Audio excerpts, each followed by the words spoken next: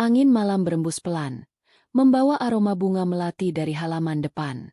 Laras duduk di teras belakang, menatap kosong ke arah kolam ikan yang diterangi lampu taman. Rumah ini besar, bahkan terlalu besar untuk mereka berdua. Dulu, saat pertama kali Bram membawanya ke sini setelah mereka menikah, rasanya seperti mimpi. Sebuah istana yang akan mereka isi dengan tawa dan cinta. Tapi kini, istana itu terasa dingin dan asing. Gema tawa yang terdengar bukan lagi miliknya, melainkan milik Rina. Rina, rekan kerja Bram. Awalnya Laras tidak menaruh curiga. Ia menyambut Rina dengan tangan terbuka, seperti ia menyambut teman-teman Bram yang lain. Rina ramah, pandai bicara, dan tahu cara mengambil hati Ibu Wati, ibu mertuanya. Terlalu pandai. Mungkin. Laras ingat pertama kali Rina menginap. Alasannya karena mereka harus menyelesaikan proyek penting dan akan lebih efisien jika Rina tidak perlu pulang pergi ke apartemennya yang cukup jauh. Laras mengiyakan. Ia bahkan menyiapkan kamar tamu dengan spray terbaik dan memastikan semuanya nyaman. Malam itu, ia mendengar suara tawa dari ruang kerja Bram hingga larut. Ia mencoba bergabung, membawa teh hangat dan biskuit. Namun obrolan mereka tentang istilah-istilah teknis dan gosip kantor membuatnya merasa seperti orang luar. Ia hanya tersenyum canggung lalu kembali ke kamar, membiarkan suaminya bekerja dengan rekan kerjanya. Kejadian itu terulang. Sekali, dua kali, lalu menjadi kebiasaan. Rina semakin sering berada di rumah mereka. Akhir pekan, hari kerja, sepertinya tidak ada bedanya. Ia akan datang dengan dalih pekerjaan. Namun akhirnya ikut sarapan bersama, memberi masukan tentang menu makan malam, bahkan menemani Ibu Wati menonton sinetron sore. Laras mulai merasa seperti tamu di rumahnya sendiri. Posisi duduk favoritnya di sofa ruang keluarga kini sering diisi oleh Rina. Cangkir teh yang biasa ia gunakan, kini sering berada di tangan Rina. Ia merasa wilayahnya perlahan-lahan diinvasi, direbut secara halus tanpa ia bisa melakukan perlawanan. Ibu Wati, yang awalnya menjaga jarak dengan Laras, kini terlihat sangat akrab dengan Rina. Mereka bisa menghabiskan waktu berjam-jam di dapur, mencoba resep baru yang Rina dapat dari internet. Rina ini lincah sekali di dapur. Tidak seperti kamu, Laras. Kaku, ujar Ibu Wati suatu sore, cukup keras untuk didengar Laras yang sedang merapikan taman. Hati Laras seperti teriris. Ia memang tidak sepandai Rina dalam memasak masakan modern. Tapi ia selalu berusaha menyajikan makanan kesukaan Bram dan ibu mertuanya. Usahanya seakan tak terlihat, terhapus oleh kehadiran Rina yang lebih sempurna. Puncaknya adalah saat acara arisan keluarga besar Bram.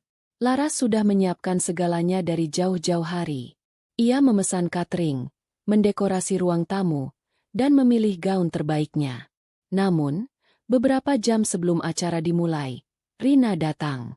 Ia mengenakan gaun yang warnanya senada dengan kemeja batik yang dipakai Bram.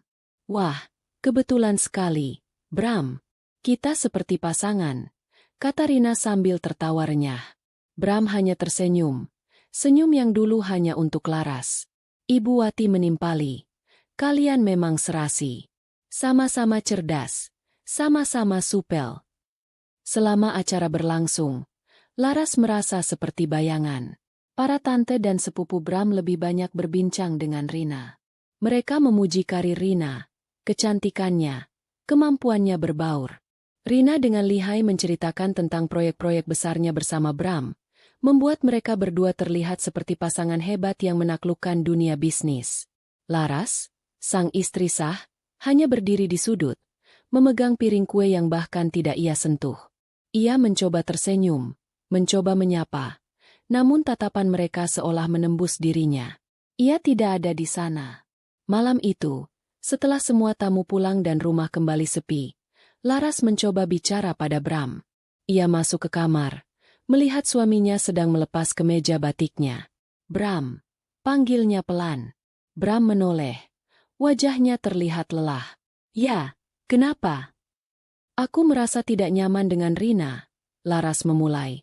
Suaranya sedikit bergetar. Ia memilih kata-katanya dengan hati-hati.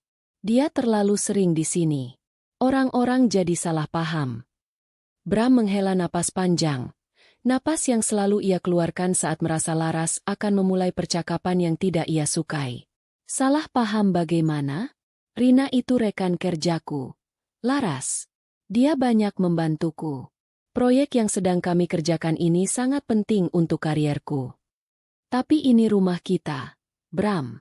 Bukan kantor. Aku merasa, aku tidak punya ruang lagi di sini. Jangan berlebihan, kata Bram. Nadanya mulai meninggi. Kamu cemburu. Itu saja. Kenapa kamu tidak bisa melihatnya sebagai teman? Ibu saja bisa akrab dengannya. Kamu seharusnya belajar dari ibu. Belajar bagaimana bersosialisasi.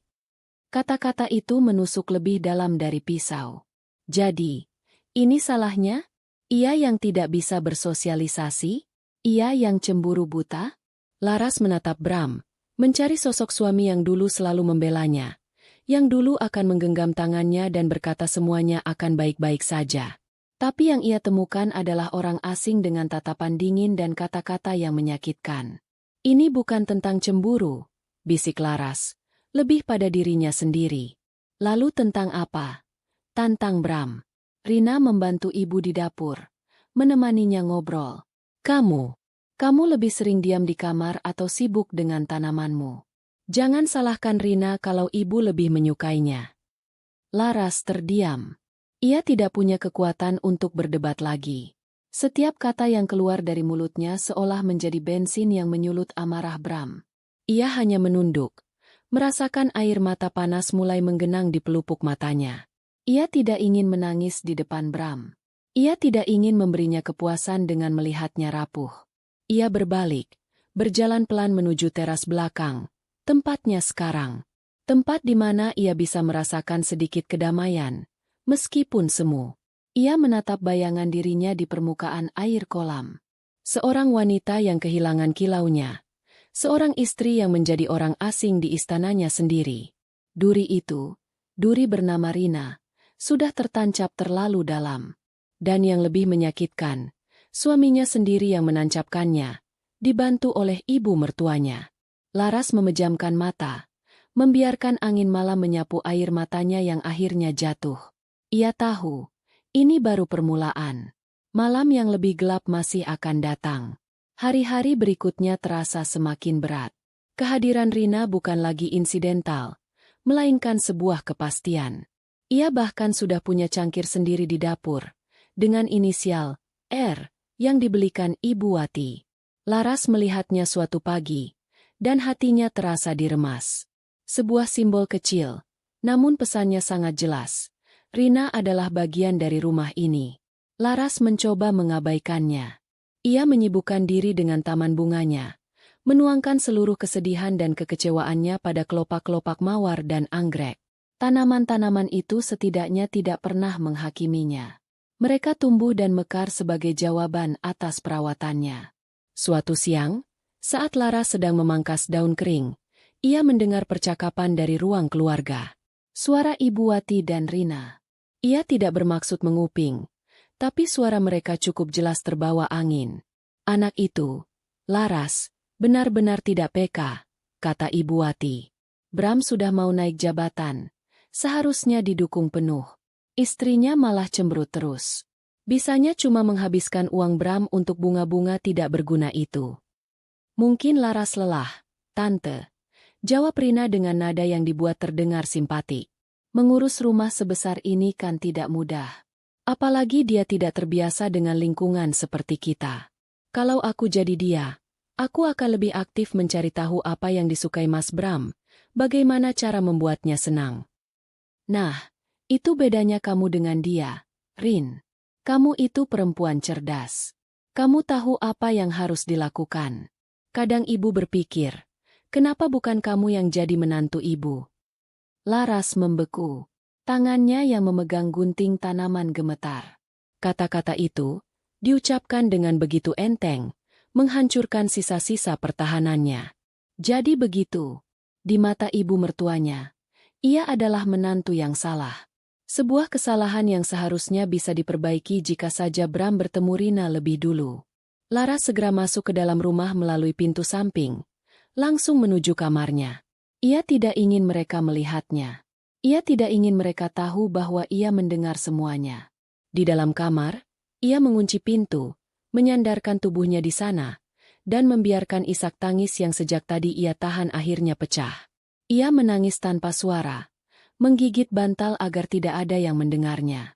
Ia menangisi nasibnya, menangisi pernikahannya, menangisi dirinya sendiri yang begitu bodoh karena berpikir cinta saja sudah cukup. Hari itu seharusnya menjadi milikku.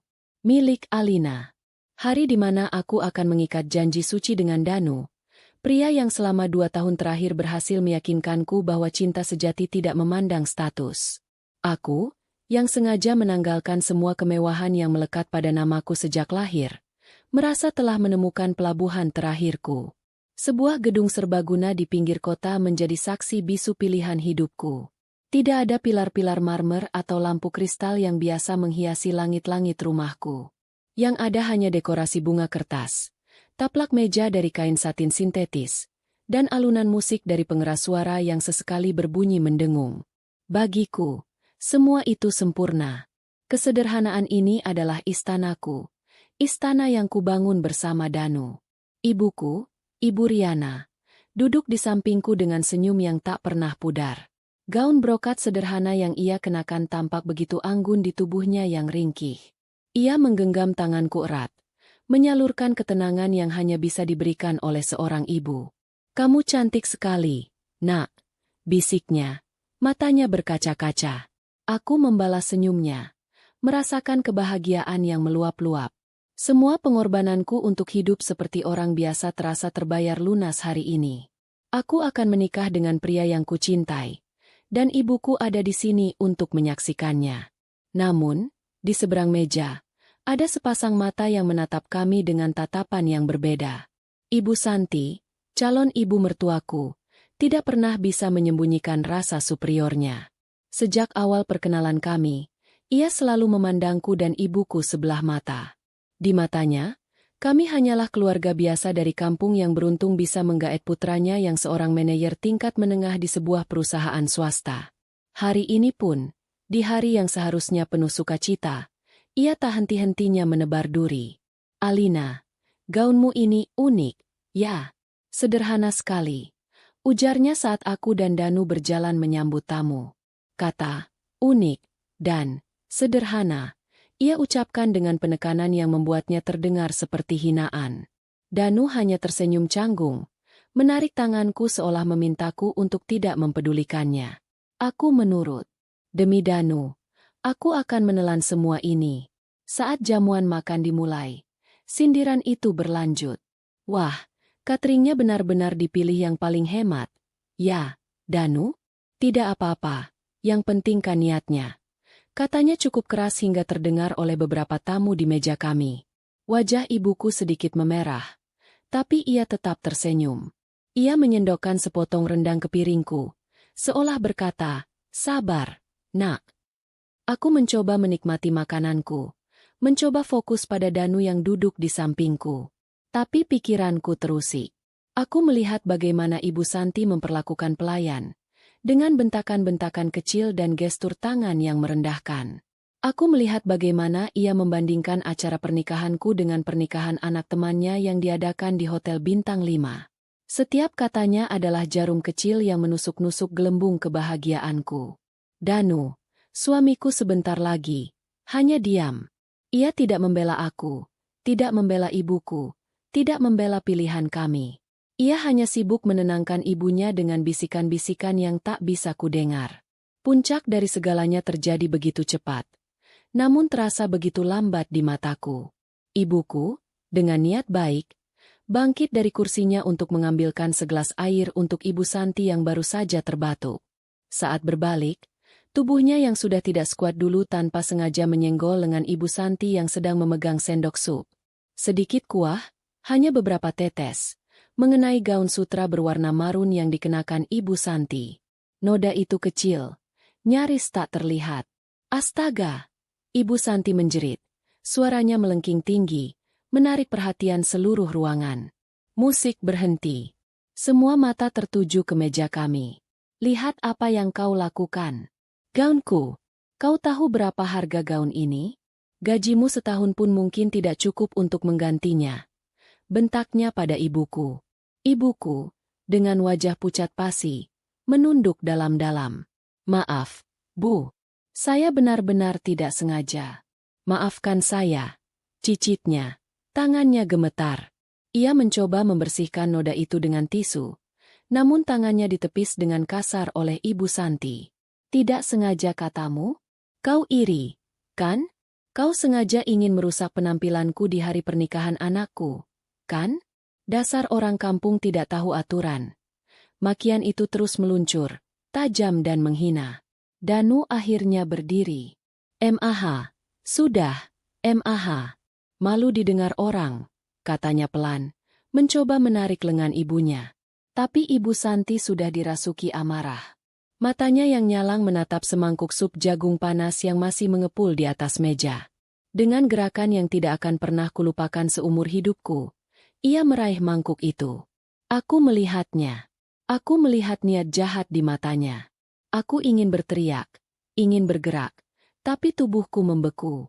Semua terjadi dalam hitungan detik. Ia mengangkat mangkuk itu dan, dengan sengaja, menyiramkan seluruh isinya ke arah ibuku. Arg! Jeritan kesakitan ibuku memecah keheningan. Sup panas itu tumpah di bagian dada dan lengannya. Gaun brokatnya basah kuyup, dan kulitnya yang putih langsung memerah. Air mata mengalir di pipinya, bukan hanya karena rasa sakit fisik, tapi juga karena penghinaan yang begitu dalam. Hening! Seluruh ruangan terpaku.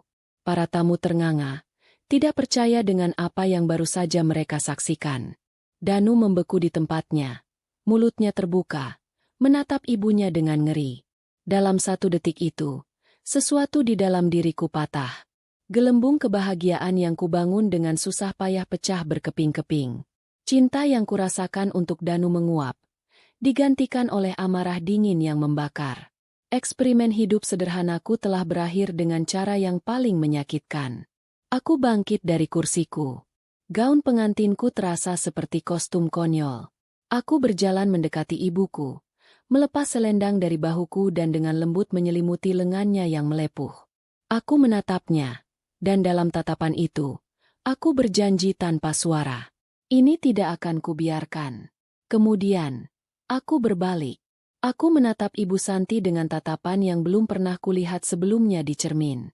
Tatapan dingin, kosong, dan tanpa ampun. Aku berjalan melewati Danu yang masih mematung, meraih mikrofon yang tergeletak di atas panggung kecil. Suaraku tidak bergetar. Suaraku terdengar asing di telingaku sendiri, tenang namun mematikan. "Selamat sore, Bapak dan Ibu sekalian." Aku memulai, suaraku menggema di seluruh ruangan yang senyap. Semua mata tertuju padaku.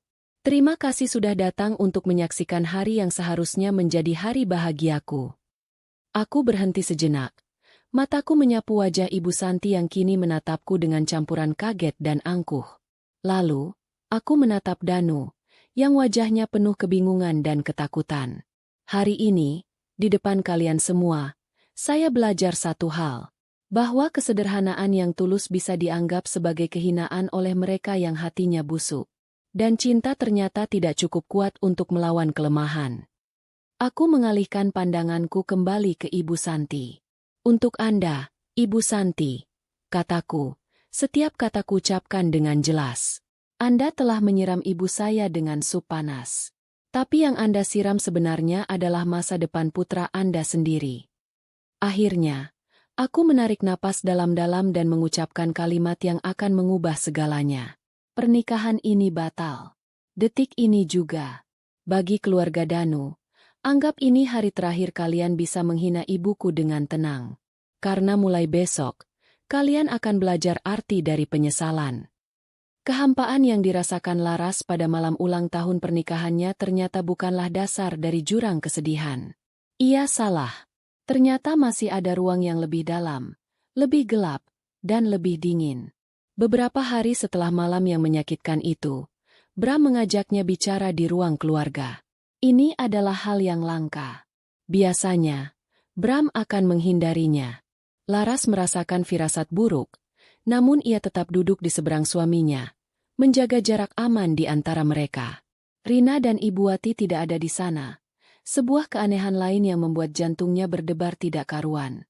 Bram tidak menatapnya. Pandangannya tertuju pada sebuah majalah bisnis yang tergeletak di atas meja. Seolah isi majalah itu jauh lebih menarik daripada wajah istrinya. Laras, ia memulai. Suaranya rendah dan terdengar dipaksakan. Ada yang ingin aku bicarakan. Laras hanya diam, menunggu. Ia sudah lelah memulai percakapan. Lelah bertanya. Ia hanya akan menjadi pendengar sekarang. Aku dan ibu berpikir dan Rina juga setuju. Ini demi kebaikan bersama. Lanjut Bram. Menyebut nama Rina seolah nama itu adalah bagian dari sumpah suci. Kami lihat kamu sepertinya butuh lebih banyak ruang untuk dirimu sendiri. Kamu sering menyendiri, kan? Di taman, di dapur. Sepertinya kamu tidak nyaman dengan keramaian. Laras ingin tertawa. Tawa yang paling pahit. Ia tidak nyaman bukan karena keramaian, tapi karena siapa yang meramaikannya. Tapi ia menahan diri. Jadi begini. Bram akhirnya mengangkat wajahnya, tapi tatapannya hanya sekilas mengenai Laras sebelum jatuh lagi. Kamar di belakang, yang dulu dipakai pembantu, kan kosong. Tempatnya lebih privat. Ada pintu langsung ke taman belakang. Kamu suka taman, kan? Mungkin kamu akan lebih nyaman di sana. Lebih tenang. Setiap kata yang diucapkan Bram terasa seperti tamparan tanpa suara. Ia tidak sedang menawarkan pilihan. Ia sedang memberikan perintah. Perintah untuk menyingkir. Perintah untuk pindah dari kamar utama, kamar mereka, kamar pernikahan mereka, ke sebuah kamar bekas pembantu. Ini bukan lagi pengusiran halus. Ini adalah pengusiran yang terang-terangan. Ia diturunkan kastanya di rumahnya sendiri. Dari seorang ratu, menjadi tamu, lalu kini menjadi pesuruh yang bahkan tidak dibutuhkan tenaganya. Kenapa? Hanya satu kata itu yang berhasil keluar dari bibir Laras. Suaranya serak. Supaya kamu lebih tenang, ulang Bram, seolah alasan itu masuk akal. Selain itu, Rina sering harus menginap untuk urusan pekerjaan. Kamar tamu jadi sering terpakai. Kadang kami butuh ruang lebih untuk rapat atau menyimpan dokumen. Kamar kita yang sekarang kan luas, bisa dimanfaatkan. Kamar kita. Bram masih menggunakan kata itu, tapi Laras tahu. Kita, yang dimaksud Bram bukan lagi dirinya dan Laras. Kita, yang baru adalah Bram, Rina, dan mungkin juga ibunya. Laras adalah kamu. Pihak luar. Laras tidak menjawab. Ia tidak berteriak, tidak memohon, tidak menangis. Ia hanya menatap Bram dengan tatapan kosong. Di dalam dirinya, sesuatu yang terakhir. Sesuatu yang rapuh, akhirnya patah. Tidak ada lagi yang bisa diperbaiki. Ia mengangguk pelan, sangat pelan.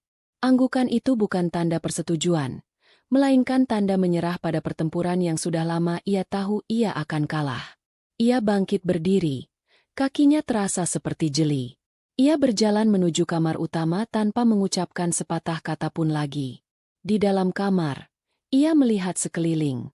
Tempat tidur besar di mana ia dan Bram berbagi mimpi. Meja rias tempat ia berdandan setiap pagi. Lemari besar yang berisi pakaian mereka berdua, tergantung berdampingan. Semua terasa seperti artefak dari kehidupan lain, dari masa lalu yang jauh. Ia mulai mengemasi barang-barangnya. Bukan dengan emosi yang meledak-ledak, tapi dengan ketenangan yang mengerikan.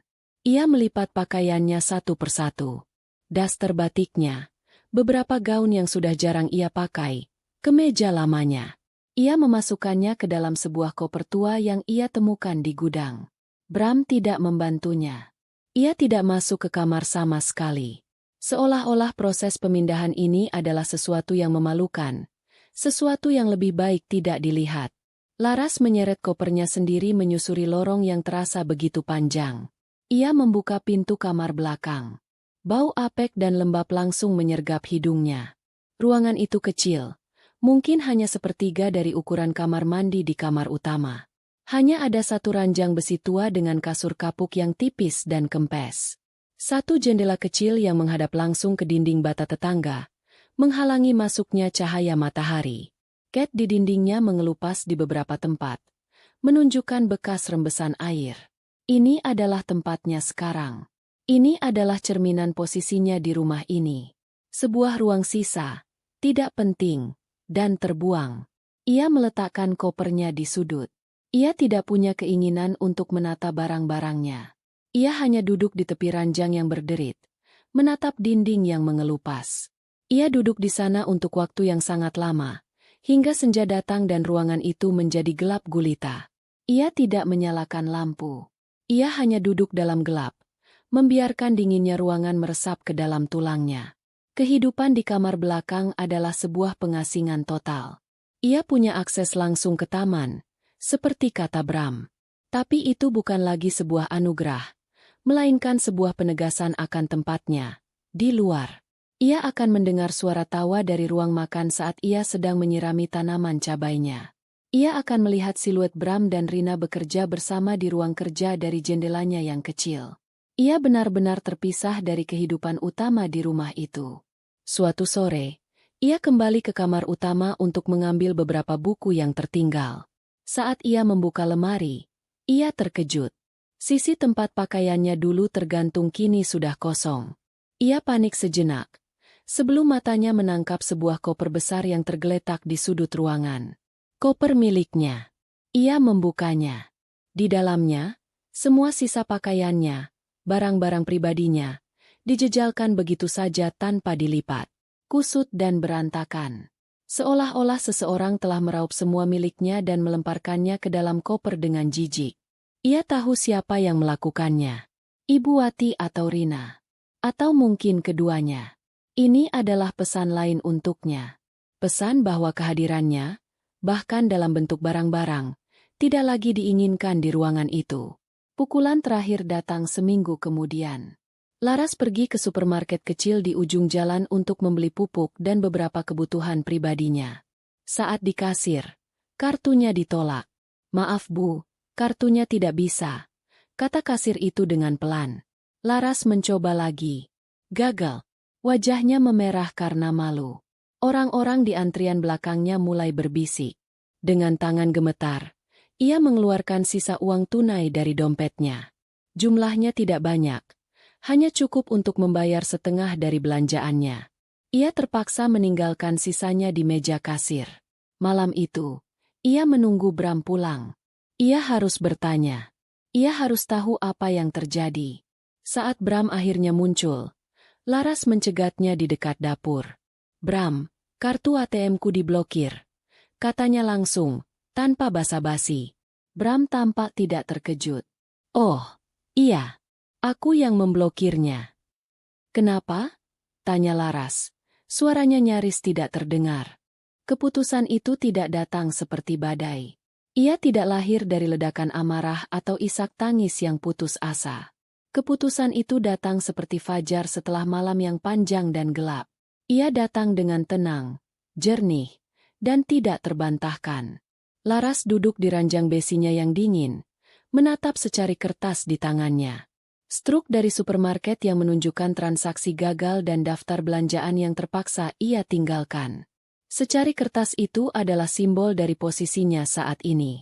Tidak berdaya, tidak berarti, dan tidak memiliki apa-apa. Malam itu, setelah penghinaan di supermarket dan penjelasan dingin Bram tentang uang saku, Laras tidak bisa tidur. Tapi untuk pertama kalinya setelah sekian lama, pikirannya tidak dipenuhi oleh rasa sakit atau kesedihan. Pikirannya tajam dan fokus. Ia memutar ulang semua kejadian dalam beberapa bulan terakhir. Invasi Rina yang halus, bisikan jahat Ibu Wati, perubahan sikap Bram, pengasingan ke kamar belakang, dan puncaknya, pelucutan hak finansialnya. Semua itu bukan lagi serangkaian tragedi yang menimpanya, melainkan serangkaian bukti. Bukti yang tak terbantahkan bahwa ia harus pergi. Ia akhirnya mengerti. Bertahan di rumah ini bukanlah sebuah bentuk kesetiaan atau kesabaran. Bertahan di sini adalah bentuk bunuh diri secara perlahan. Ia akan mati sedikit demi sedikit setiap hari.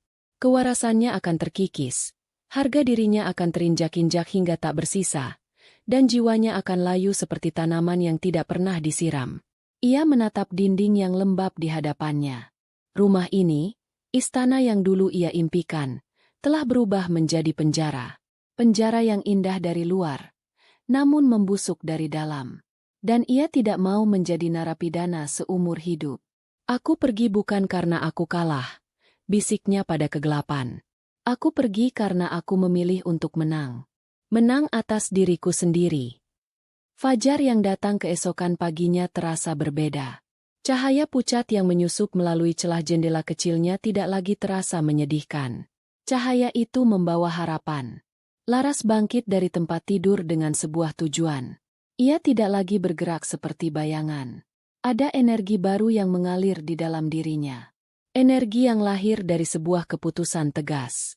Rencananya mulai terbentuk di kepalanya. Ia harus melakukannya dengan rapi dan diam-diam. Ia tidak ingin ada drama. Ia tidak ingin memberi mereka kepuasan dengan melihatnya pergi sebagai korban yang menyedihkan. Ia akan pergi dengan kepala tegak. Langkah pertamanya adalah mengumpulkan sumber daya. Uang saku mingguan yang diberikan Bram, yang ia terima dengan senyum tipis yang tidak mereka mengerti, tidak pernah ia belanjakan sepenuhnya. Ia menabungnya sedikit demi sedikit, menyimpannya di dalam sebuah buku tua yang ia sembunyikan di bawah kasur. Jumlahnya tidak banyak, tapi cukup untuk memulai. Ia juga memiliki beberapa perhiasan emas, hadiah dari almarhumah ibunya. Itu adalah satu-satunya harta yang benar-benar miliknya, yang tidak bisa disentuh oleh Bram atau Rina. Ia akan menjualnya. Ia mulai bergerak.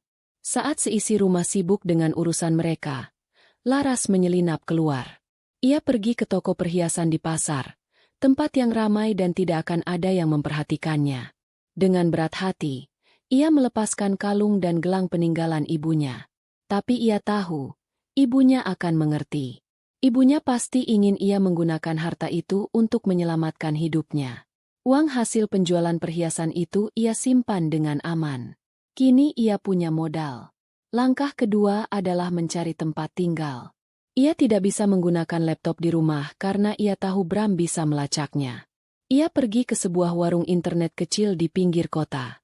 Di bilik yang sempit dan panas, ia mulai mencari informasi tentang kontrakan murah. Ia tidak butuh yang mewah.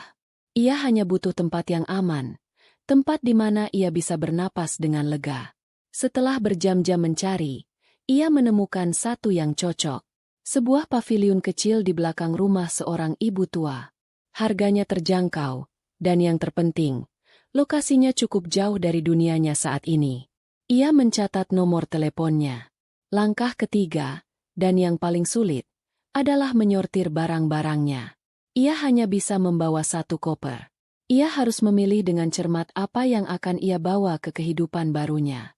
Ia membuka koper besar tempat pakaiannya dijejalkan. Ia tidak lagi merasa sakit melihatnya. Ia hanya melihatnya sebagai tumpukan kain. Ia memilih beberapa pakaian yang paling sederhana dan fungsional. Ia menemukan beberapa buku tentang keuangan dan investasi yang ia beli sebelum menikah, saat ia masih bekerja. Ia memasukkannya ke dalam koper. Buku-buku itu adalah pengingat bahwa ia pernah menjadi seorang wanita mandiri dengan karir dan pengetahuan. Ia juga memasukkan sebuah foto kecil. Foto dirinya bersama almarhumah ibunya. Hanya itu. Ia meninggalkan semua gaun mahal yang dibelikan Bram. Semua barang yang mengingatkannya pada kehidupan di rumah ini. Ia tidak ingin membawa beban masa lalu. Selama hari-hari perencanaan itu, Laras berubah. Ia menjadi pengamat yang tenang. Ia melihat interaksi antara Bram, Rina, dan Ibu Wati dengan tatapan yang nyaris klinis. Ia melihat bagaimana Rina memanipulasi Bram dengan pujian dan keluhan halus. Ia melihat bagaimana Ibu Wati begitu haus akan perhatian dan validasi dari Rina.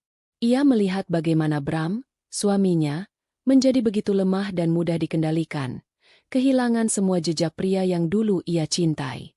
Dan anehnya, ia tidak lagi merasa benci. Ia merasa kasihan.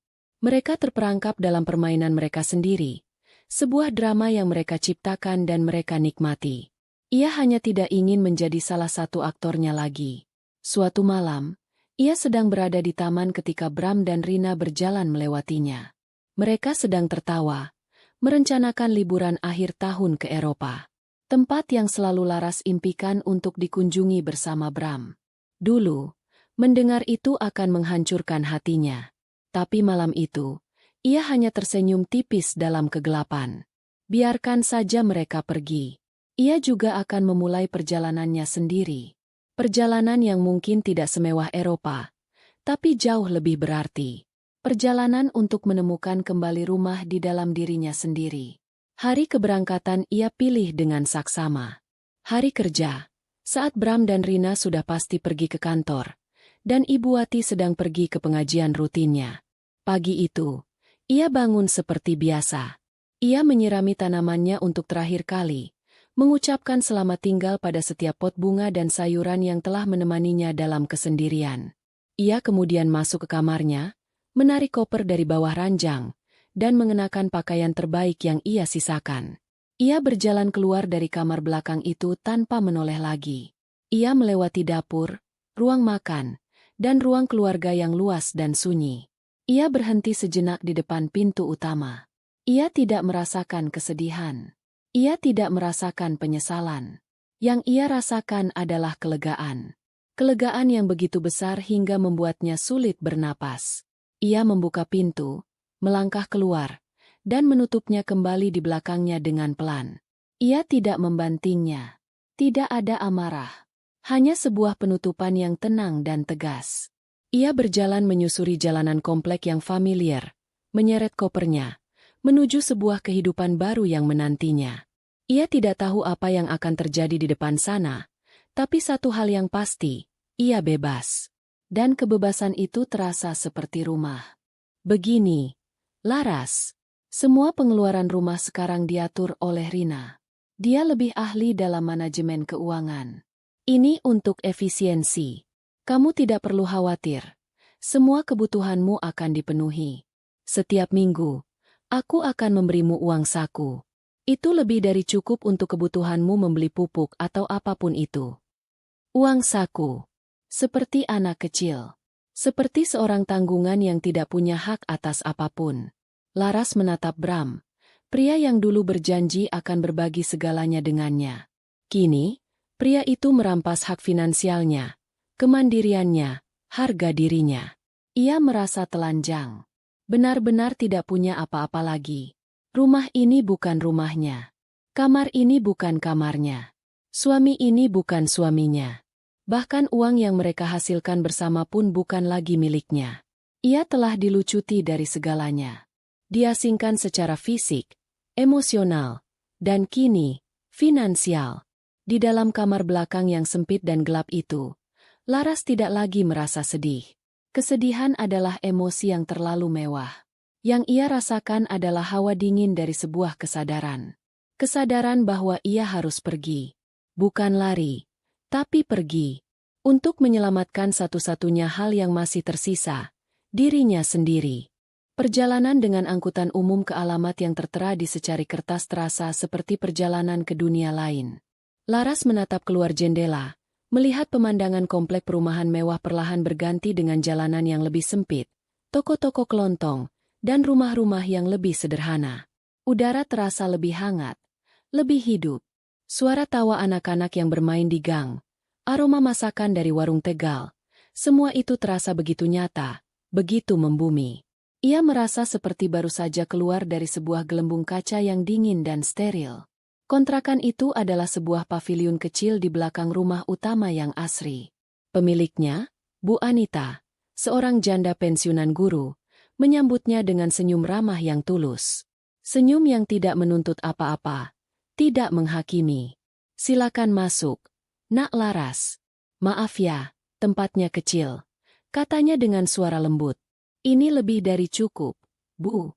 Terima kasih, jawab Laras. Dan ia benar-benar bersungguh-sungguh. Ruangan itu memang kecil. Hanya ada satu kamar yang berfungsi sebagai ruang tidur sekaligus ruang tamu, sebuah dapur mungil, dan kamar mandi. Tapi tempat itu bersih. Dindingnya dicat putih, lantainya keramik yang sejuk, dan ada jendela besar yang menghadap ke sebuah taman kecil milik Bu Anita, penuh dengan pot-pot bunga Kamboja dan bougainville.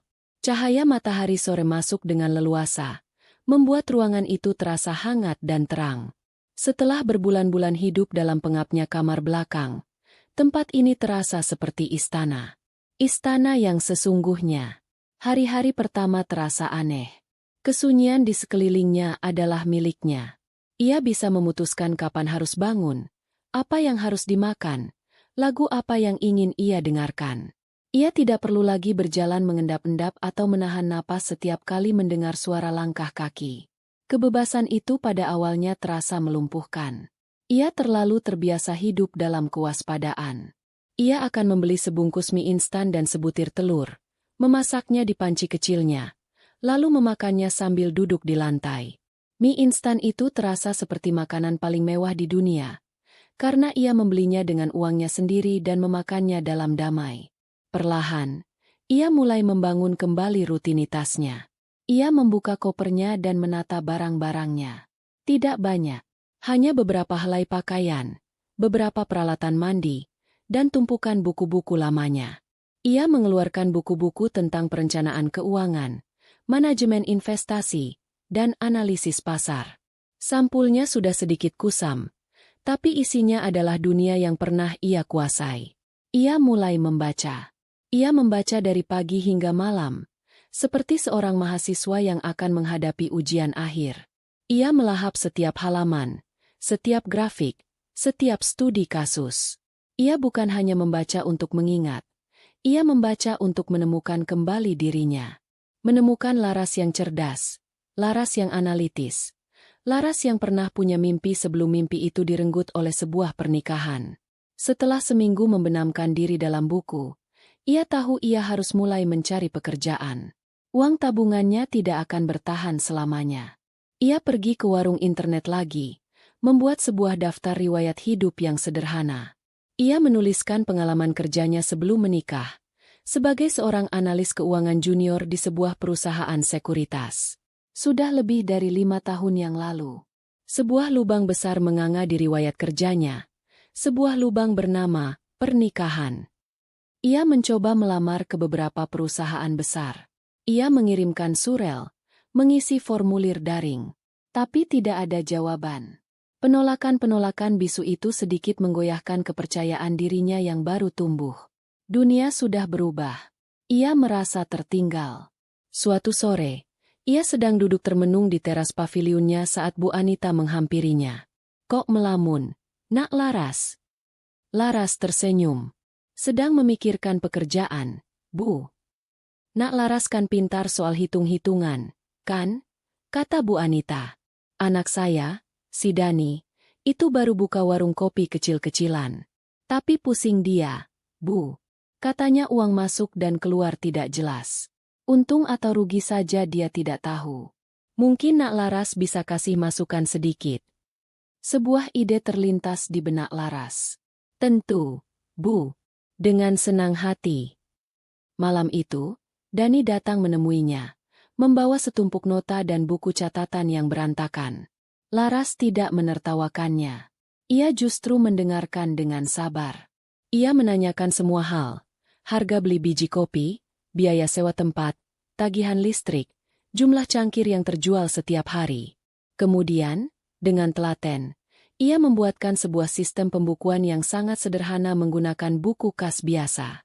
Ia menunjukkan pada Dani bagaimana cara mencatat setiap pemasukan dan pengeluaran, bagaimana cara menghitung harga pokok penjualan, dan bagaimana cara melihat laba bersih di akhir bulan. Ia menjelaskannya dengan bahasa yang mudah dimengerti, tanpa istilah-istilah rumit yang dulu sering ia dengar dari Bram dan Rina. Dani menatap hasil kerja Laras dengan mata berbinar. "Wah, Mbak, ini luar biasa. Sekarang saya jadi paham di mana letak kebocoran uang saya. Terima kasih banyak, Mbak." Dani bersikeras untuk membayarnya. Laras awalnya menolak, tapi Dani memaksanya. "Ini ilmu, Mbak. Ilmu itu mahal. Saya tidak bisa menerimanya gratis." Uang yang diberikan Dani tidak banyak. Tapi saat Laras memegang lembaran uang itu di tangannya, ia merasakan sebuah kebanggaan yang luar biasa. Ini adalah uang pertama yang ia hasilkan sendiri setelah bertahun-tahun. Uang dari keahliannya, dari otaknya. Malam itu, Ia tidak bisa tidur. Bukan karena cemas, tapi karena terlalu bersemangat. Ia sadar, mungkin ia tidak perlu bekerja di perusahaan besar. Mungkin ia bisa memulai dari sini. Dari hal-hal kecil. Ia membuat sebuah kartu nama sederhana, dicetak di percetakan kecil dekat pasar. Hanya tertulis, Laras, konsultan keuangan pribadi usaha kecil. Ia memberikan beberapa pada Dani. Ternyata, itu adalah langkah yang tepat. Dani, yang puas dengan hasilnya, menceritakan tentang Mbak Laras yang hebat kepada teman-temannya sesama pengusaha kecil. Seminggu kemudian, Laras mendapatkan klien pertamanya dari mulut ke mulut. Seorang pemilik usaha catering rumahan yang kesulitan mengatur arus kasnya. Laras membantunya dengan metode yang sama. Sabar, teliti, dan jujur.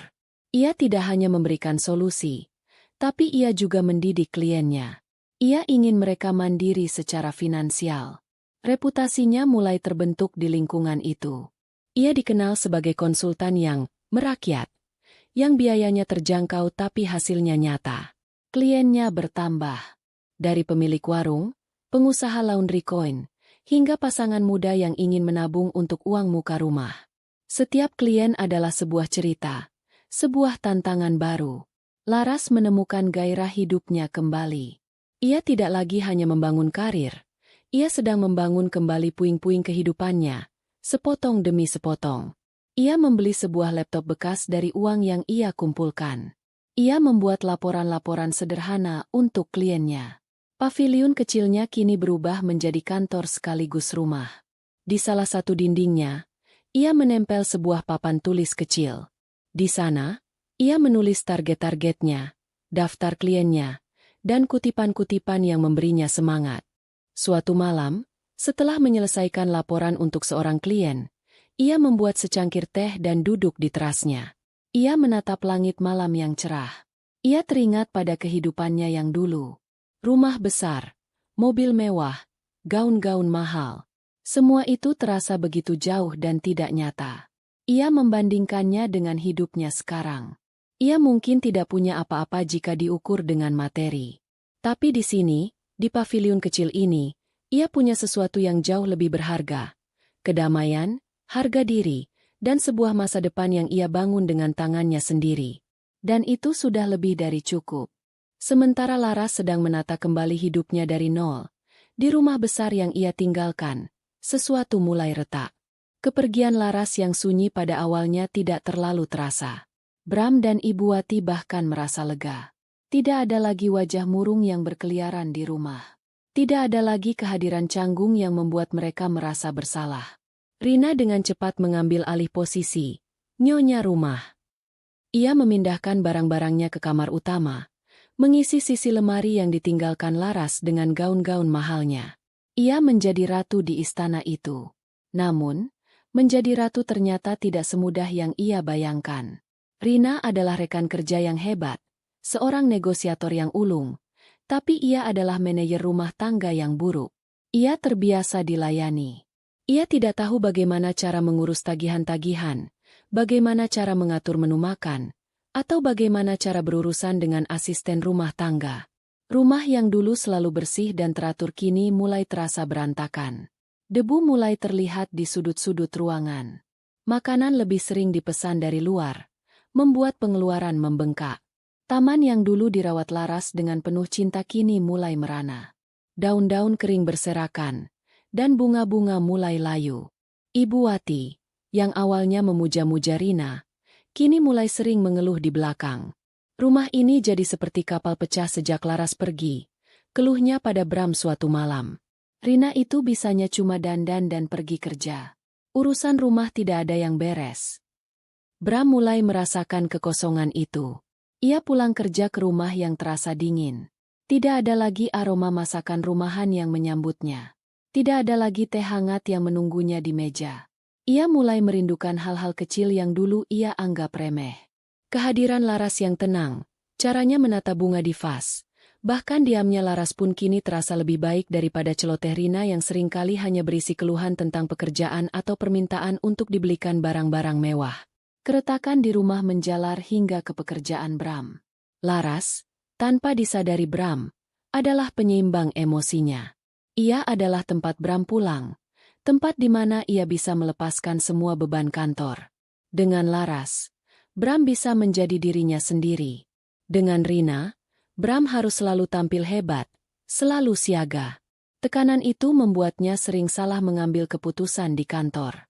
Didorong oleh ambisi Rina yang menggebu-gebu, Bram menyetujui sebuah proyek investasi yang berisiko tinggi tanpa melakukan analisis mendalam.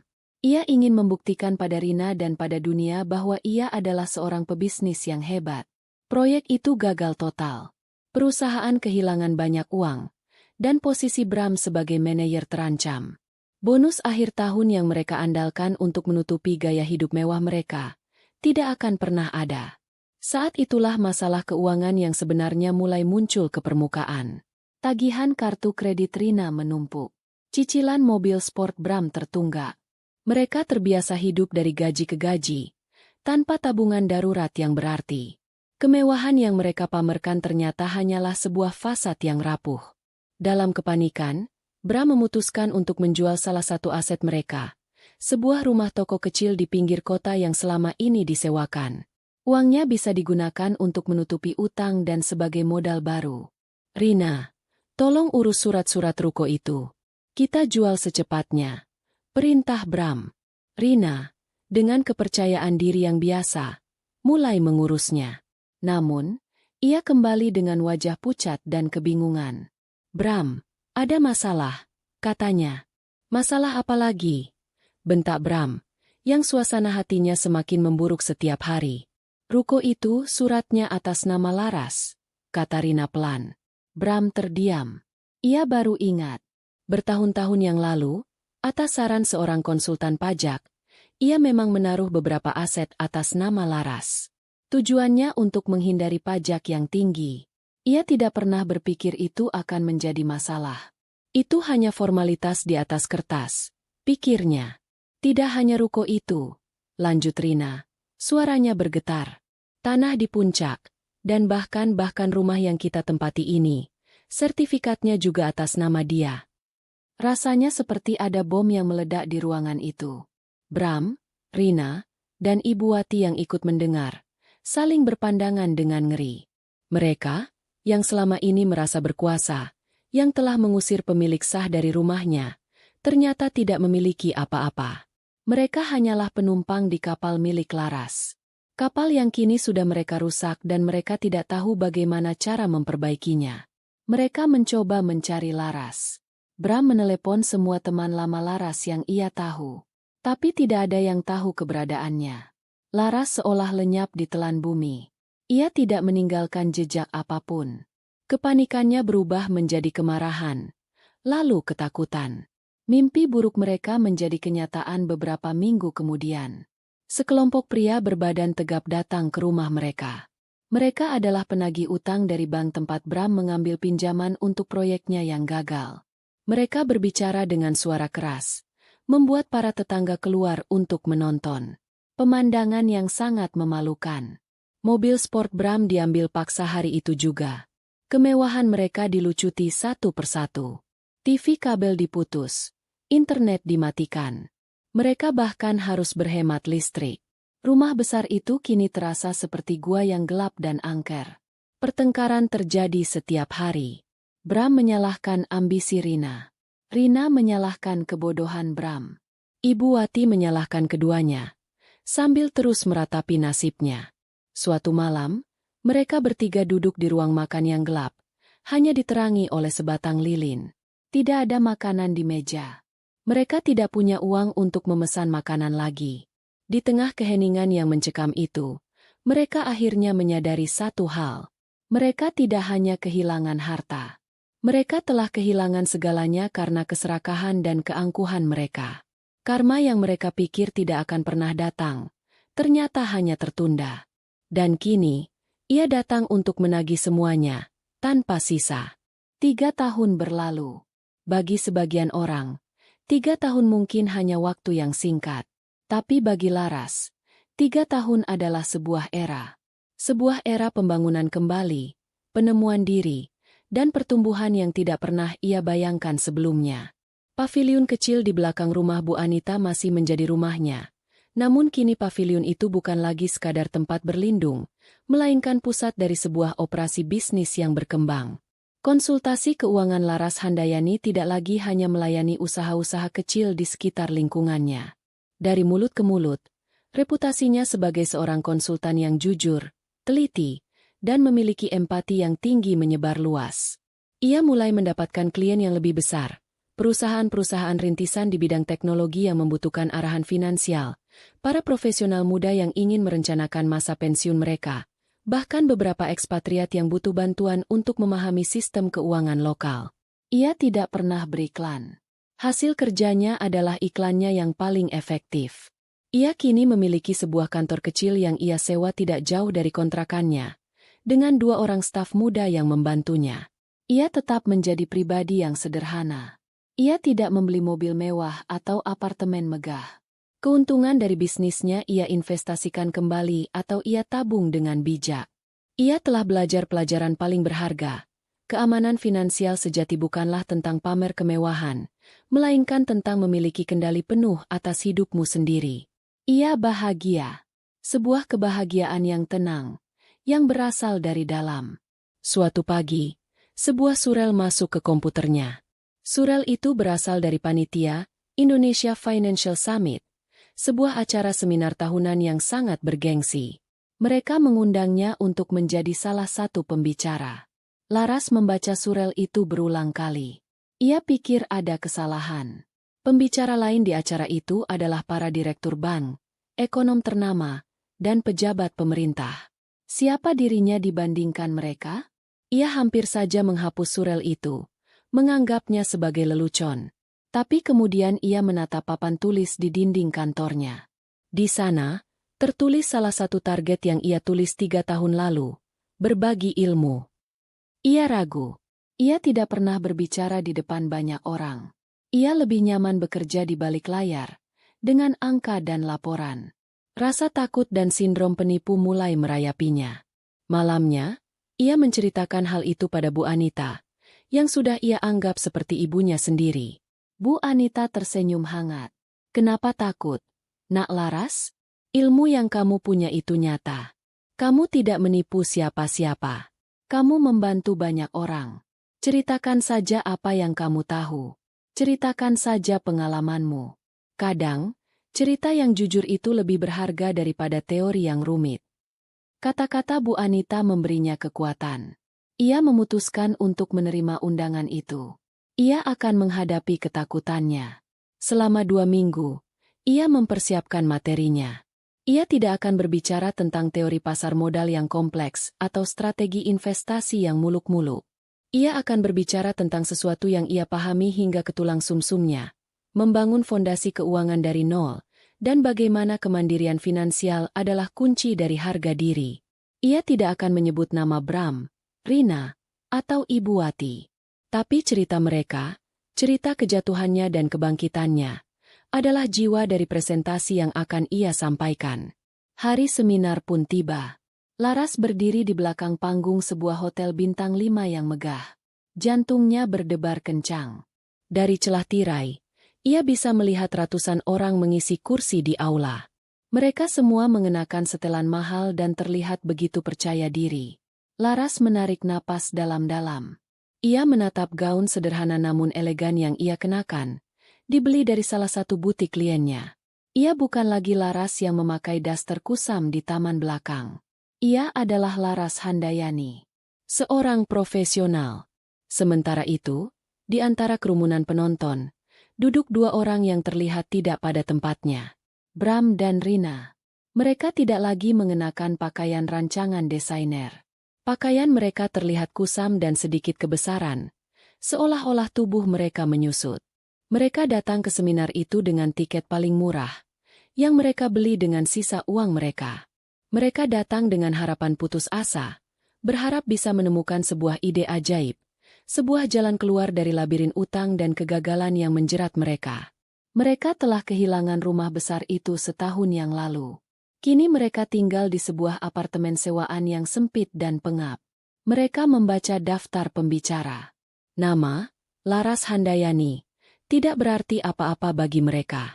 Mereka pikir itu hanya nama seorang konsultan lain yang sedang naik daun. Mereka duduk dengan gelisah, mendengarkan pembicara pertama dan kedua dengan setengah hati. Kemudian, pembawa acara naik ke panggung. Dan untuk sesi berikutnya, kita akan mendengarkan perspektif yang unik tentang kemandirian finansial. Beliau membangun bisnis konsultasinya dari nol dan telah menjadi inspirasi bagi banyak pengusaha muda. Mari kita sambut Laras Handayani. Saat nama itu disebut, Bram dan Rina tidak langsung bereaksi. Tapi kemudian, sesosok wanita yang familiar berjalan ke tengah panggung. Wanita itu bergerak dengan anggun, dengan senyum tenang di wajahnya. Rambutnya ditata rapi, dan matanya memancarkan kepercayaan diri. Rina menyipitkan matanya. Bram, bisiknya. Suaranya tercekat. Itu tidak mungkin. Bram membeku. Dunianya seakan berhenti berputar. Wanita di atas panggung itu, wanita yang sedang disambut dengan tepuk tangan meriah itu, adalah Laras, istrinya. Wanita yang telah mereka usir dan anggap tidak berharga. Kini berdiri di sana, di puncak dunia mereka yang telah runtuh. Rasa kaget, tidak percaya, malu, dan sesal menghantam mereka seperti gelombang tsunami. Laras memulai presentasinya. Suaranya jernih dan mantap, memenuhi seluruh ruangan. Ia tidak terdengar seperti orang yang baru pertama kali berbicara di depan umum. Selamat pagi, ia memulai. Saya di sini bukan untuk memberi Anda rumus cepat kaya. Saya di sini untuk berbagi cerita tentang nilai. Bukan nilai saham atau nilai properti, tapi nilai diri sendiri. Ia mulai bercerita tentang pentingnya memiliki dana darurat, yang ia sebut sebagai dana kebebasan. Tentang bagaimana membangun aset bukan untuk pamer, tapi untuk menciptakan keamanan. Setiap kalimat yang ia ucapkan terasa seperti tamparan bagi Bram dan Rina. Banyak orang terjebak dalam ilusi kemewahan, lanjut Laras, matanya menatap lurus ke depan, seolah menembus setiap penonton. Mereka membeli barang-barang yang tidak mereka butuhkan, dengan uang yang tidak mereka miliki, untuk membuat orang yang tidak mereka sukai terkesan. Padahal, harga diri sejati tidak bisa dibeli. Ia tidak menempel pada tas bermerek atau mobil sport.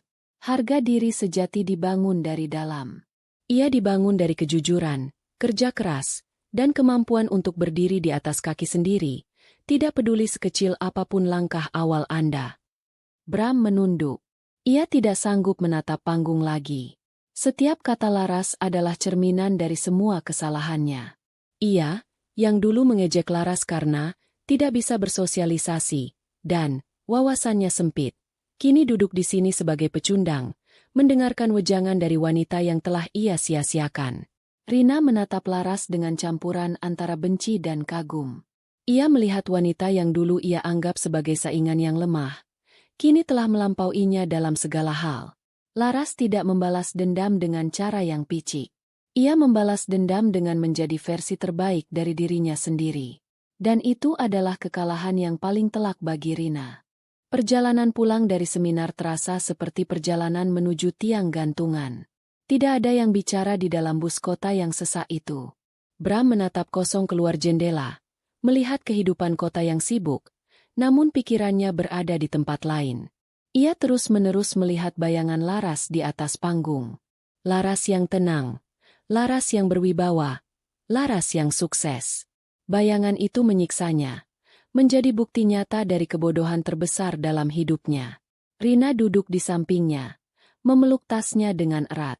Untuk pertama kalinya, tidak ada lagi keangkuhan di wajahnya. Yang tersisa hanyalah kelelahan dan kekalahan. Seminar itu, yang seharusnya menjadi sumber inspirasi, justru menjadi cermin yang memantulkan semua kegagalan mereka. Mereka tidak hanya bangkrut secara finansial, mereka bangkrut secara moral.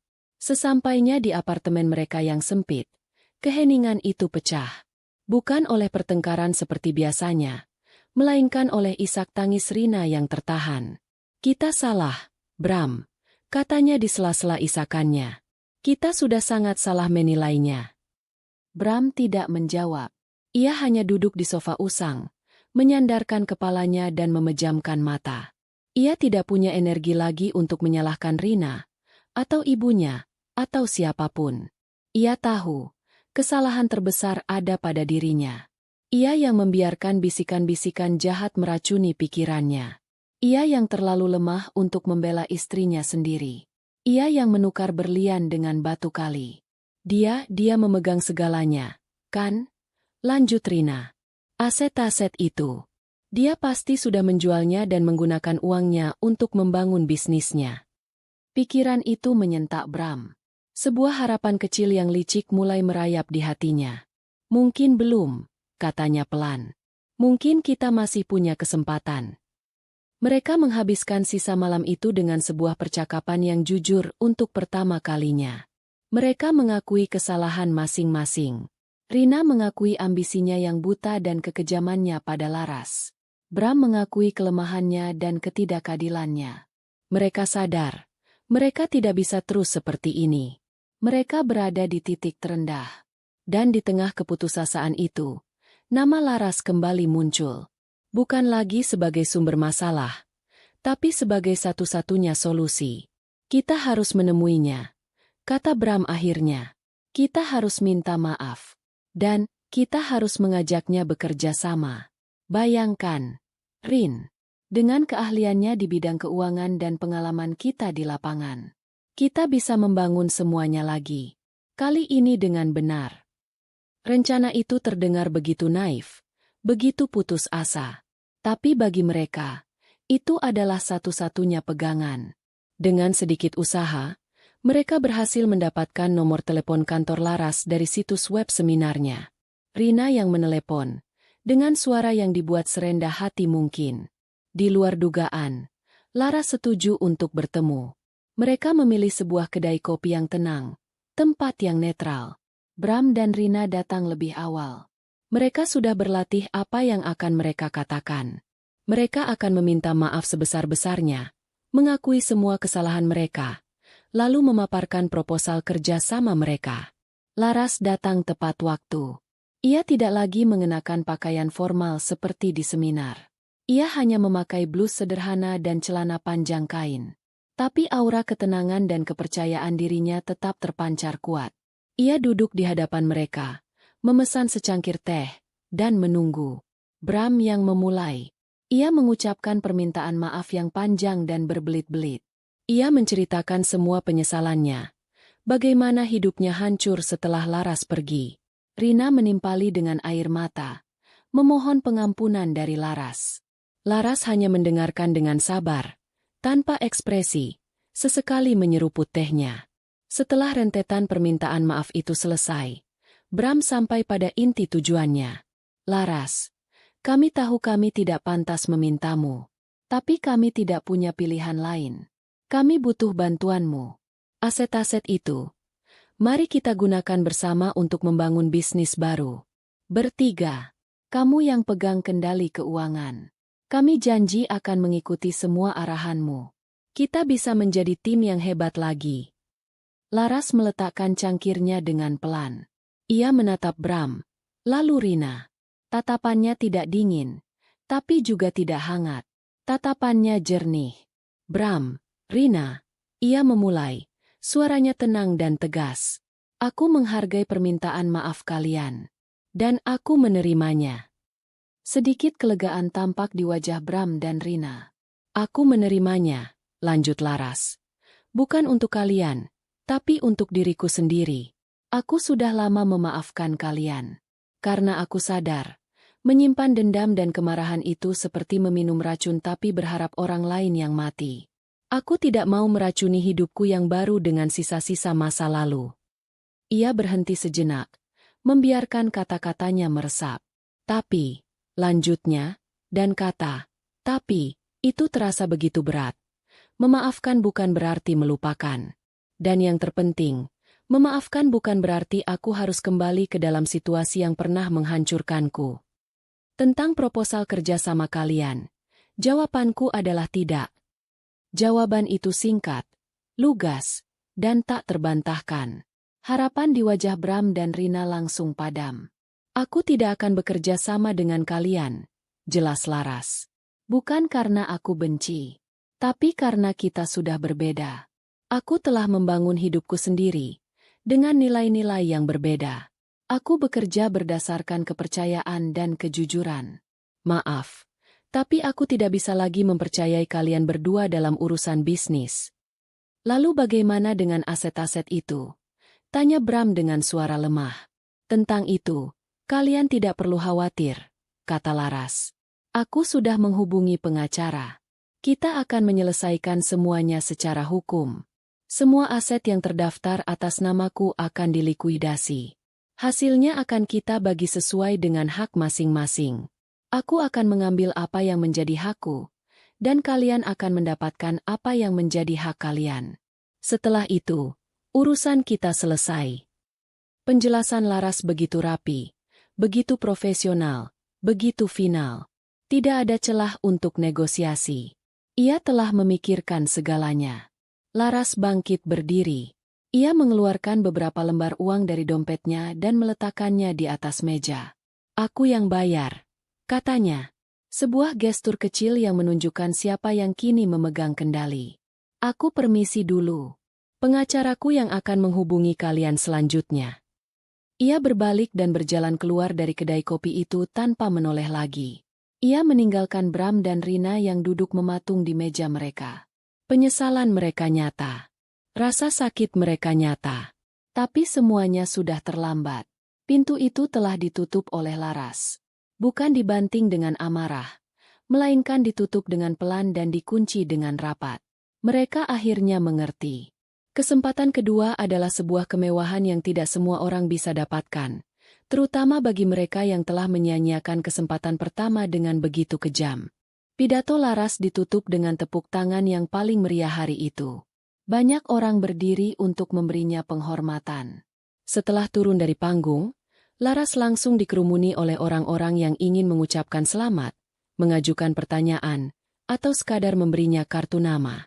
Ia melayani mereka semua dengan senyum yang ramah dan rendah hati.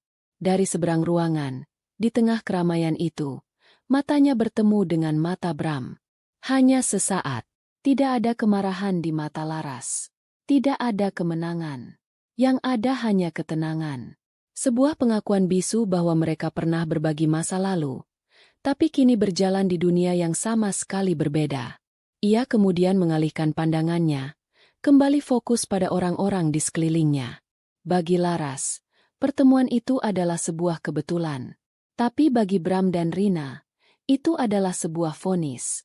Mereka melihat dengan mata kepala sendiri, bagaimana wanita yang mereka buang telah membangun kembali kerajaannya dari puing-puing yang mereka ciptakan. Sementara mereka, kini tersesat di antara puing-puing kerajaan mereka sendiri yang telah hancur. Mereka keluar dari aula seminar itu sebelum acara selesai, berjalan dalam diam, merasakan kekalahan yang paling pahit dan mutlak. Pertemuan di kedai kopi itu adalah titik akhir. Setelah Laras berjalan keluar, ia tidak pernah lagi berbicara langsung dengan Bram atau Rina. Semua komunikasi selanjutnya dilakukan melalui perantara yang dingin dan efisien, pengacara. Proses likuidasi aset berjalan selama beberapa bulan. Itu adalah proses yang rumit dan terkadang emosional, tapi Laras menghadapinya dengan kepala dingin. Ia melihat tumpukan dokumen dan angka-angka itu bukan sebagai sisa-sisa dari pernikahan yang gagal, melainkan sebagai fondasi untuk masa depannya. Pengacaranya, seorang wanita paruh-baya yang tegas dan cerdas, sangat terkesan dengan ketenangan dan ketegasan Laras. Anda adalah klien saya yang paling tegar, katanya suatu hari. Laras hanya tersenyum. Ia tidak merasa tegar. Ia hanya merasa sudah selesai dengan masa lalunya. Ia hanya ingin melangkah maju. Akhirnya, proses itu selesai. Sejumlah besar uang, yang merupakan haknya, masuk ke rekening banknya. Untuk sesaat, Laras hanya menatap deretan angka di layar komputernya. Jumlah itu bisa membelikannya apartemen mewah di pusat kota, mobil Eropa, atau liburan keliling dunia. Ia bisa saja meniru gaya hidup yang dulu membuatnya terasing. Tapi pikiran itu sama sekali tidak menarik baginya. Uang itu bukan untuk pamer. Uang itu adalah tiketnya menuju ketenangan sejati. Ia tahu apa yang ia inginkan. Sebuah rumah. Bukan sekadar bangunan, tapi sebuah tempat di mana akarnya bisa tumbuh dengan kuat. Ia tidak ingin lagi menyewa atau menumpang. Ia ingin memiliki sepetak tanah di bumi ini yang bisa ia sebut miliknya. Pencarian rumah itu menjadi sebuah petualangan yang menyenangkan. Setiap akhir pekan, ia akan menyisihkan waktu untuk mengunjungi beberapa lokasi. Para agen properti menunjukkan padanya rumah-rumah modern di komplek-komplek elit, lengkap dengan kolam renang dan desain interior yang mewah. Mereka menunjukkan rumah-rumah yang mirip dengan rumah yang dulu ia tinggali. Laras selalu menolaknya dengan sopan. "Bukan ini yang saya cari," katanya. Ia tidak mencari istana. Ia mencari sebuah sangkar burung yang hangat. Ia punya beberapa kriteria sederhana. Pertama, rumah itu harus punya halaman belakang yang cukup luas untuk sebuah taman. Kedua, harus ada banyak jendela agar cahaya matahari bisa masuk dengan leluasa. Ketiga, lokasinya harus berada di lingkungan yang tenang dan hijau, jauh dari kebisingan kota. Setelah hampir 2 bulan mencari, ia menemukannya. Sebuah rumah tua bergaya tahun 70-an, terletak di ujung jalan buntu di sebuah lingkungan yang asri. Rumah itu tidak besar, hanya memiliki 2 kamar tidur. Catnya sudah sedikit pudar dan pagarnya berkarat. Tapi rumah itu memiliki semua yang ia inginkan. Jendelanya besar-besar, dan di belakangnya terhampar halaman yang luas, meskipun saat itu hanya ditumbuhi rumput liar. Ada sebatang pohon mangga besar yang rindang di sudut halaman. Saat Laras melangkah masuk untuk pertama kalinya, ia merasakan sesuatu yang tidak ia rasakan di rumah-rumah lain, kedamaian. Rumah itu seolah menyambutnya pulang. Ia membelinya tanpa ragu. Proses penandatanganan akta jual-beli di kantor notaris menjadi salah satu momen paling sakral dalam hidupnya. Saat ia memegang sertifikat tanah dengan namanya tertera di sana, tangannya sedikit gemetar. Ini bukan hanya secari kertas. Ini adalah bukti kemerdekaannya. Bukti bahwa ia telah berhasil membangun kembali hidupnya dari puing-puing. Ia tidak langsung pindah. Ia menghabiskan beberapa minggu berikutnya untuk merenovasi rumah itu. Bukan renovasi besar-besaran.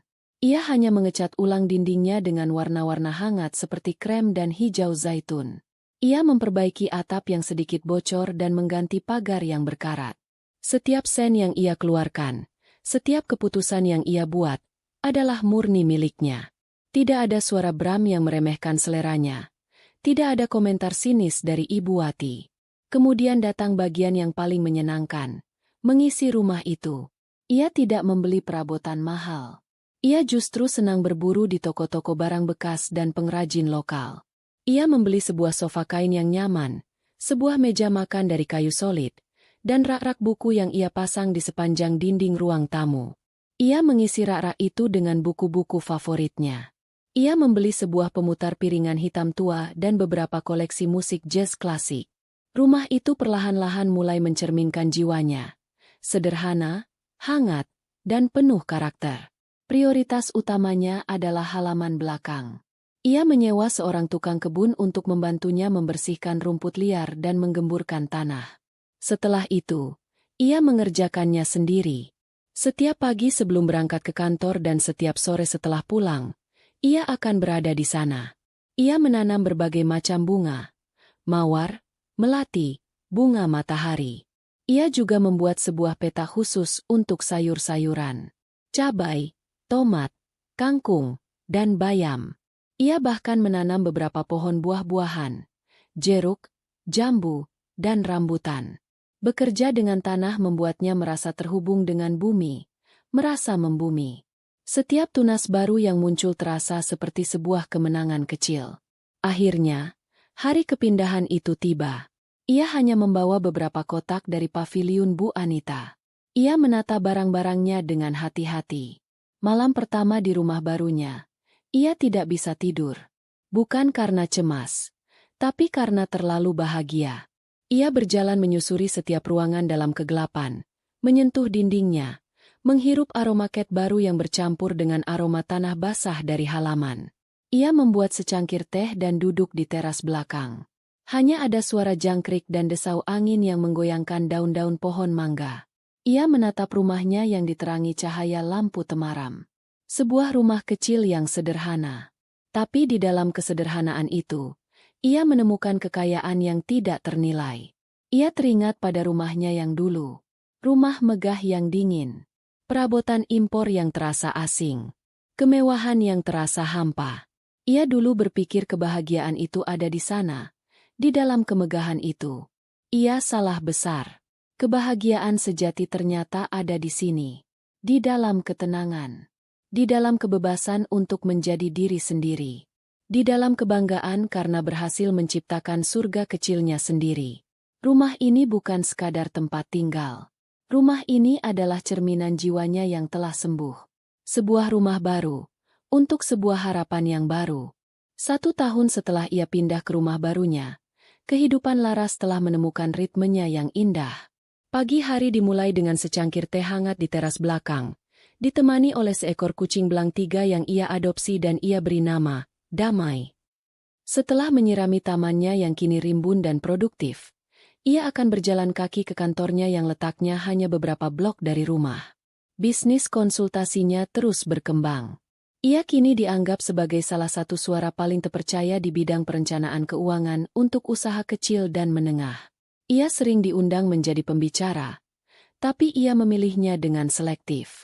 Ia lebih suka menghabiskan waktunya untuk berinteraksi langsung dengan klien-kliennya, atau mengadakan lokakarya gratis untuk para pedagang pasar sebulan sekali. Ia menemukan kebahagiaan dalam memberdayakan orang lain, melihat mereka tumbuh seperti tanaman di kebunnya. Lingkaran pertemanannya pun tumbuh secara organik. Bu Anita masih sering berkunjung, membawakan kue-kue buatannya. Beberapa mantan kliennya kini menjadi teman dekatnya. Mereka akan berkumpul di rumah Laras pada akhir pekan, memasak bersama menggunakan sayuran yang dipetik langsung dari kebun, atau sekadar mengobrol dan tertawa hingga sore. Rumahnya tidak pernah sepi, tapi keramaian itu adalah keramaian yang hangat, yang lahir dari ketulusan. Di tengah kehidupannya yang penuh dan damai, sesekali ia mendengar kabar tentang Bram dan Rina. Bukan karena ia mencari tahu, tapi karena dunia terkadang begitu kecil.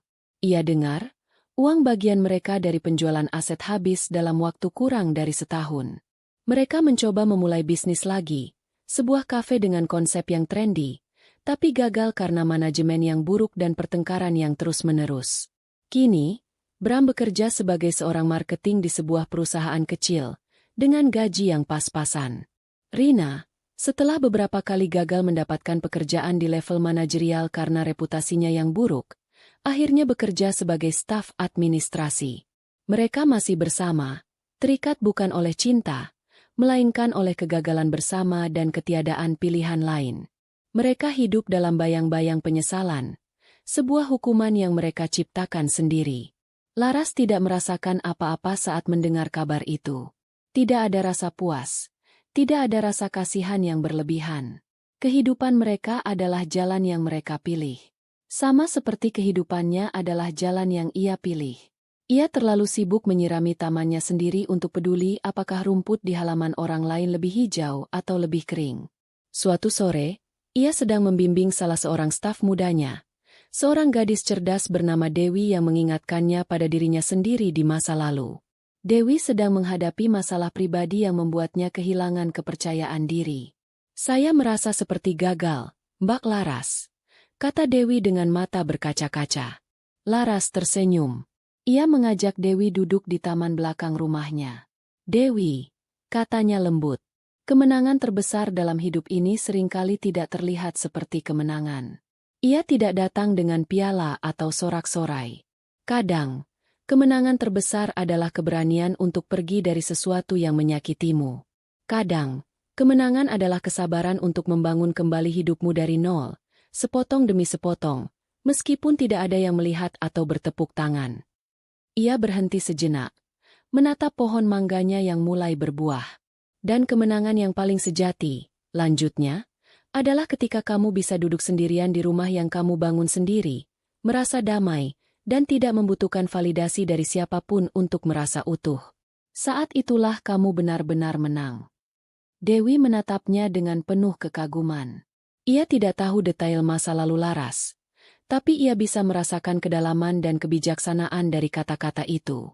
Malam itu, Setelah semua pekerjaan selesai dan rumah kembali tenang, Laras duduk sendirian di terasnya. Damai, si kucing, mendengkur di pangkuannya. Udara malam terasa sejuk, membawa aroma bunga melati yang ia tanam di dekat pagar. Ia memejamkan mata, mendengarkan simfoni alam di sekelilingnya. Ia akhirnya mengerti arti dari kemenangan. Kemenangannya bukanlah saat ia melihat Bram dan Rina jatuh. Kemenangannya bukanlah saat ia berhasil membeli rumahnya sendiri. Itu semua hanyalah buah dari kemenangan yang sesungguhnya. Kemenangan yang sesungguhnya terjadi pada malam-malam sunyi di kamar belakang yang lembab, ketika ia memutuskan untuk memilih dirinya sendiri. Kemenangan itu terjadi saat ia menyeret kopernya sendirian, meninggalkan masa lalu tanpa menoleh. Kemenangan itu terjadi setiap kali ia menanam benih baru di tamannya. Gema kemenangannya bukanlah suara tepuk tangan di aula seminar. Gema kemenangannya adalah suara desau angin di kebunnya. Gema kemenangannya adalah dengkuran kucing di pangkuannya. Gema kemenangannya adalah detak jantungnya yang tenang dan teratur. Sebuah gema yang tidak akan pernah pudar. Karena ia tidak berasal dari luar. Ia berasal dari dalam. Dari jiwa yang telah menemukan jalan pulangnya.